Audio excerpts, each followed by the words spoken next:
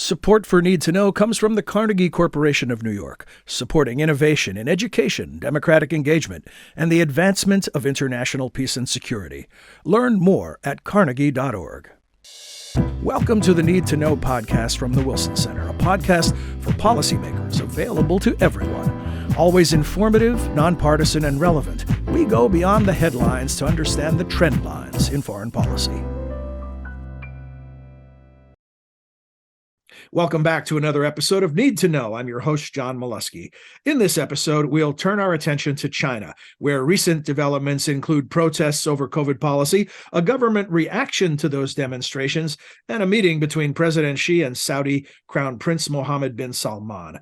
My guest is our top man on the China beat, the director of the Wilson Center's Kissinger Institute on China and the United States, Robert Daly. Robert, great to see you. Thanks for joining us. Good to be with you. So let's begin with the most recent development. As we're sitting here recording this episode of Need to Know, President Xi is in Saudi Arabia, where the red carpet was rolled out for his arrival. What do we need to know about China's foray into the Middle East? Well, first, I've been struck that there's been relatively little reporting about this, and journalists are asking relatively few questions. And that points to job one, which is paying attention to Chinese Middle East relations. Under Xi Jinping, China has moved out through the Belt and Road Initiative, other initiatives, lending, diplomacy, and there's an awful lot of scholarship in Washington and in the United States on China in Africa, China in Latin America, China in Northeast Asia and Southeast Asia. But there's been almost nothing on China and the Middle East, and this is now a secondary priority, but a growing priority for China. Because the goal of China's Belt and Road Initiative diplomacy is to create a China-centric Afro-Eurasia. And what region lies at the hinge of Africa and Eurasia? It is the Middle East. China is also now the single biggest customer for oil from the region. They buy more from Saudi Arabia now than we do, and they buy more than they buy from Russia. They also buy Iranian oil. China increasingly also sells both technology, Huawei 5G technology. The Saudis just bought some while she was in town. They also sell weapons to the Middle East. Like us, China armed both sides of the Iran-Iraq war. They've long had a scientific and arms relationship with Israel. And China manages to have good relations in the region with Saudi Arabia and Iran and Egypt and Israel and Syria and practically everywhere else. And they've been able to do this because it's largely transactional. It's about buying and selling, unencumbered by history, unencumbered by choosing sides, and so far unstymied by China's siding with Sunnis or Shias or anything of that kind.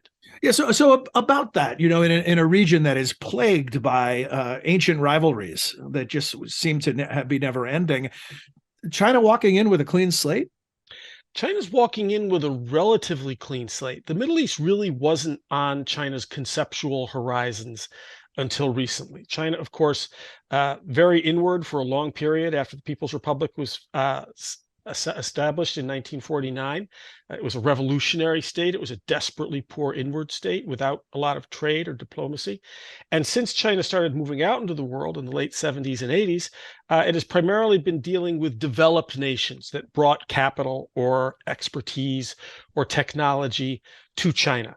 Only in the past 10 or so years has China been moving out into the global south or areas that are not on China's periphery. And in the Middle East, it sees an opportunity because of the complexity of our relationship in the area and because of dissatisfaction with the relationship with the United States, even among nations to which we're as close as Saudi Arabia. That's a conflicted relationship, obviously. China sees an opportunity to advance some of its own interests, get some more oil, which it badly needs, and to show that Xi Jinping is a global leader and that China is a shaper of global order. So this is sort of easy pickings. Because there's no historical baggage, Xi can go in. He doesn't preach as we do. We preach to almost everybody in the Middle East about something, right? Yes. No matter how close we are to them. China does none of that.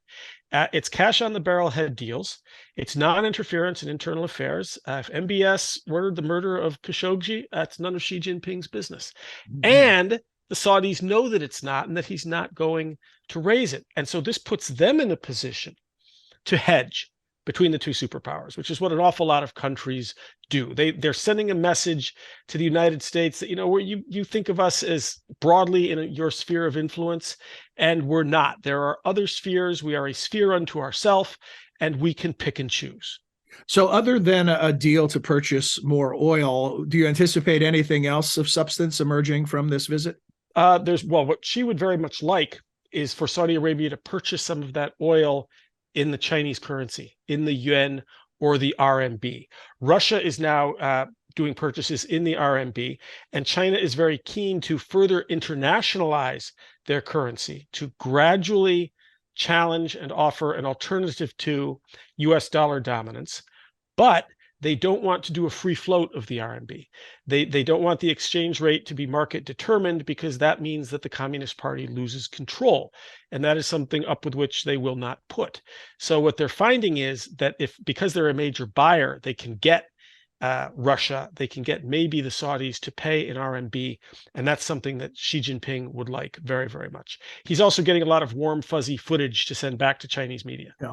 Yeah. So look, in a self-centered world, or in a world of a great power competition, it's always sort of about the other guy too. Yep. But from the U.S. perspective, is that too self-centered, or is there an element of this that is about the United States, either directly or indirectly? Well, there's certainly an element that is about the United States. China wants to challenge the United States as the primary architect of global and regional orders. That's not surprising. That's something that we know about. That's not something that is inherently nefarious. There are elements of it about which we are rightly deeply concerned, but as China likes to point out, it is nowhere written that we get to have this status, and only we get to have it for all eternity. So this is a challenge that we know is coming. Certainly, China has a right to have a relationship with Saudi Arabia or anybody else it wants to have a relationship with. So China is challenging us on the global order side. The Saudis are challenging us, letting us know that they have other alternatives for markets, for sources of weapons. They will be purchasing weapons from China as well. And so they are going to be balancing. So this is in part about us. It is not all about us. And to say it's not something that's alarming, it is something that we need to go to school on and start thinking about. So one of my questions is, how many people do we have at the State Department or DOD who are both sinologists and Arabists? Mm-hmm. And I don't know the answer to that, but I'm betting you can count them on one hand. No. And so this is a time for us to notice. It's nothing to panic about, but it is time for us to, say, go to school and train the personnel we need. Yeah, China clearly has thrown down the gauntlet, and it's not a new development, and right. We need to keep moving forward. Moving backward, though, to news of a previous week before President Xi left China for Saudi Arabia, the seeming semi-back down on the COVID zero policy. How do you interpret what the government's response has been to the protests? Well, it's a little bit difficult to know precisely how much to link the protests that happened about 2 weeks ago. They began 2 weeks ago. And they only lasted 2 days. I want to note that for our listeners. There are a lot of people writing as though these are going on, as though this is the white paper revolution or the white paper movement. It is neither of those things. This was the white paper weekend. It lasted from Friday night to Sunday night. And did they end voluntarily, or did they end because the government clamped down? They ended because the government clamped down. And the government clamped down first to make sure that the protests would stop. And then the government, in a way, caught a break, because immediately Jiang Zemin, the former leader of China, died. And there is a tradition in China of people going out to memorialize dead leaders that they think are inadequately memorialized by the current leaders. Mm-hmm. So some people might have gone onto the street because of Jiang Zemin. The protests, the white paper protests, which were obviously not about Jiang Zemin, could have had a boost because of that, except that the police were already out in force. So nothing happened. But this was never a revolution. It was misreported and mischaracterized in the United States.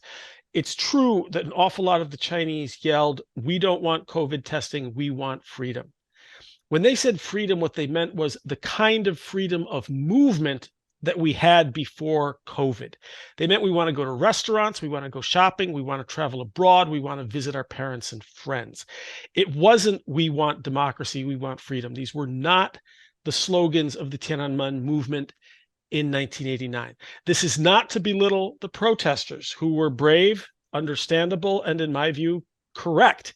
But you really did see in our coverage of this a deep desire on America's part for it to be true, right? That this was the moment. There was a lot of wishful thinking. So did Xi Jinping relax the zero COVID policies because of the protests?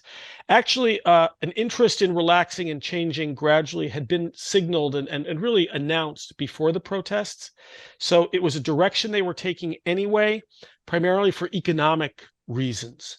The costs were too great.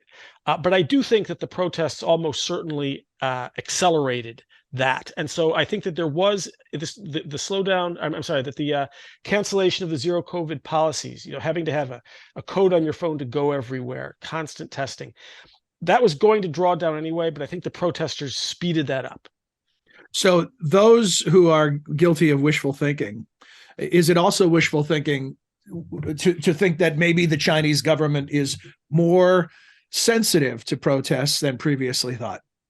I would say that that is wishful thinking, or if they're sensitive in that they want to clamp down on them even more quickly than they have in the past. What the government doesn't want to do is send the message that demonstrating works. That's the last thing that they want. That said, though, Xi Jinping's greatest concern, I'm quite certain, knowing as he does the history of his party, when there are protests like this, the protesters per se don't worry Xi Jinping. The Communist parties always know how to deal with disaffected intellectuals. They don't particularly fear them. What he fears is other factions emerging within the Communist Party that use the disaffection that is clear on the streets of Beijing and Shanghai to challenge Xi Jinping's leadership. That's what Xi Jinping worries about most. I suspect that we've seen, barring, black swans, things happening in China that could easily happen tomorrow. I think that they've probably taken the wind out of the sails of the white paper movement, and that people will now use their expanded freedom to enjoy themselves and to see their friends and to see movies. So the counterintuitive aspect of this, when you saw that initial coverage, some people raised the specter of whether this was Xi's power lessening and opening the door for those who might be opponents of Xi or challengers of Xi. It sounds like maybe the weekend-long response turns this into a strengthening of Xi's position. It could be. He'll be that. I mean, he's already a pretty vigilant, pretty wary guy. But coming as it did on the heels of the 20th Party Congress, which was supposed to be celebratory for Xi Jinping, I'm sure that this confirmed his already rather strong suspicions about the places from which trouble might emerge. And he will be extra careful, now. So in the spirit of the need to know concept, and particularly for those people working or serving on Capitol Hill, what should they believe or think about President Xi's stability, standing? Should they in any way decide that there may be an opening for change, or are we really talking about what we've been talking about for some time now, president for life? Yeah, I think it's still president for life. This was overplayed. People wanted to say these are the biggest national protests, since Tiananmen Square. That implies a comparability between the Tiananmen movement and this, and there really is none. If and obviously I'm just making this up, if Donald Trump is the first O blood type president since Abraham Lincoln, that doesn't mean that there's meaningful comparability between Abraham Lincoln and Donald Trump, right? We're seizing on this.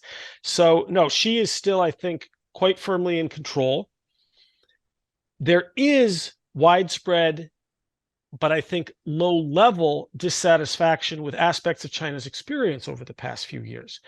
And as I've said several times before, I think that many Chinese who support Xi Jinping because they approve of the anti-corruption campaign, they like the low body count during COVID, they like his nationalism, his strength, and China's increased sort of global throw weight.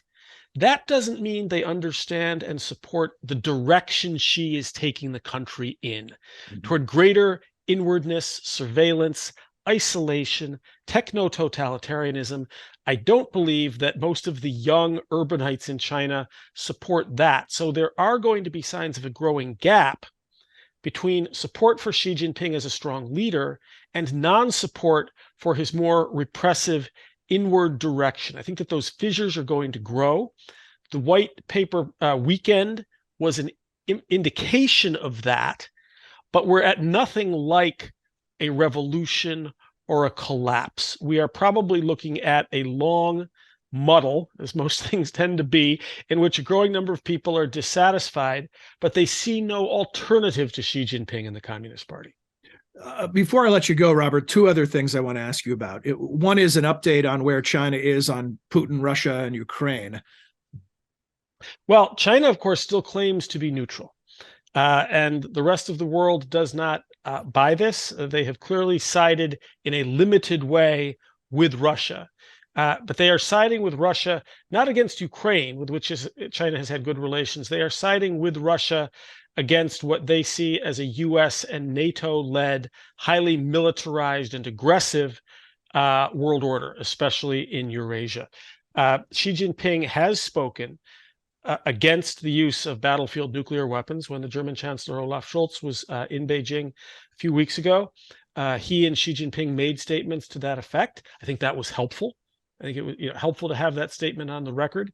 But the line in China is still that this is the fault of the United States and NATO, that Russia's hand was forced by an implied or occasional, however we should describe it, flirting with the idea of bringing Ukraine into NATO or at least closer to the fold. So that's the Chinese line, that we really started this and that Russia's security concerns are understandable. And the final thought is taking the temperature of U.S.-China relations. We've seen a little more communication and maybe a lessening of the harsher rhetoric. Where do we stand right now? Well, I think that I expect that lessening of the harsher rhetoric will probably last 5 to 7 minutes in political time. Now, the Biden administration itself has not engaged in harsh rhetoric of the Trump administration sort. I think that they have been measured and wise, in their approach. But China still hears a lot of this rhetoric from the media, from Capitol Hill.